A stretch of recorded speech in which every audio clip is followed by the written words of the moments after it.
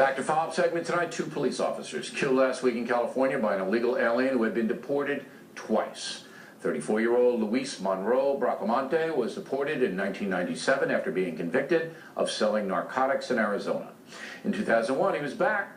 They caught him, deported again. We don't know why.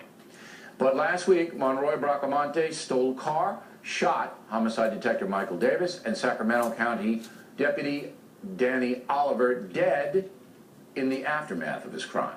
Bracamonte is currently being held without bail, expected to be charged with the 2 murders. It's obvious the federal government is not protecting police officers or civilians, for that matter, from dangerous aliens. If you are deported and come back to the USA, it's a felony with a maximum 2 years in a federal penitentiary. That's far too light a sentence, but you're supposed to be in prison.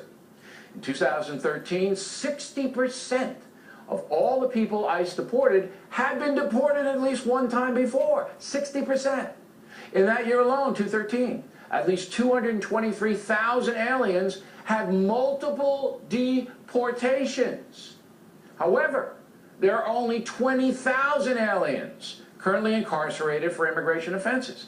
A fraction of those with multiple deportations, proving once again the feds will not enforce the law to its full extent.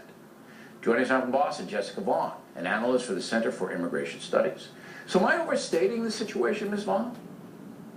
No, I don't think you are at all, especially when you consider that most of ICE's caseload right now is people who are convicted criminals, and they keep coming back. We know that they reoffend again once they get here.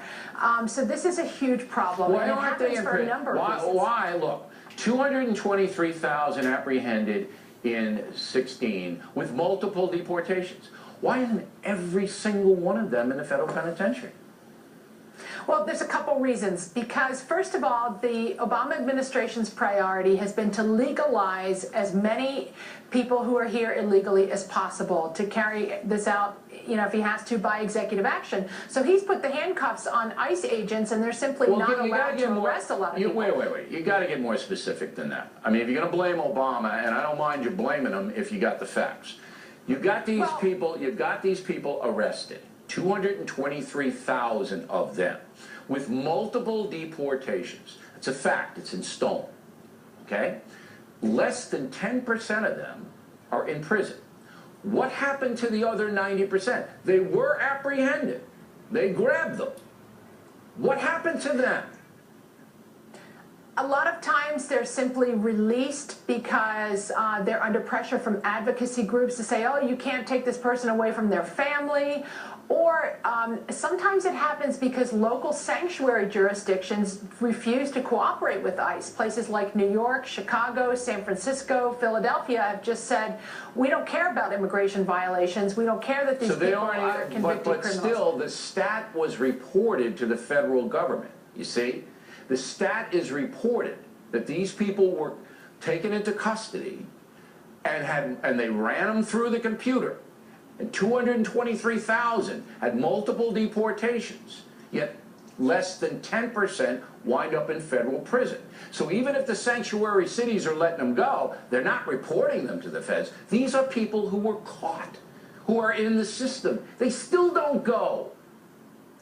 Well, sometimes ICE releases them under pressure from advocacy groups. Other times the U.S. attorneys will not take these cases for prosecution. That's the key. Under Holder, and then they come back. Under Holder, the Attorney General, the U.S. attorneys in charge of prosecuting the felonies don't prosecute them. That's what's happening. There's no doubt that would be a huge disincentive to people for coming back if they knew if they were caught again that they were going to do time and you have to serve that time. Right. So it's 2 years on first offense. It should be 10 years on second. But that's what I want everybody to understand, all right? It's not the local enforcement. They're grabbing them. It's Holder's Justice Department telling the U.S. attorneys, don't prosecute them. Let them deport them back, and then they just come back again, like the guy did who killed the 2 cops in California.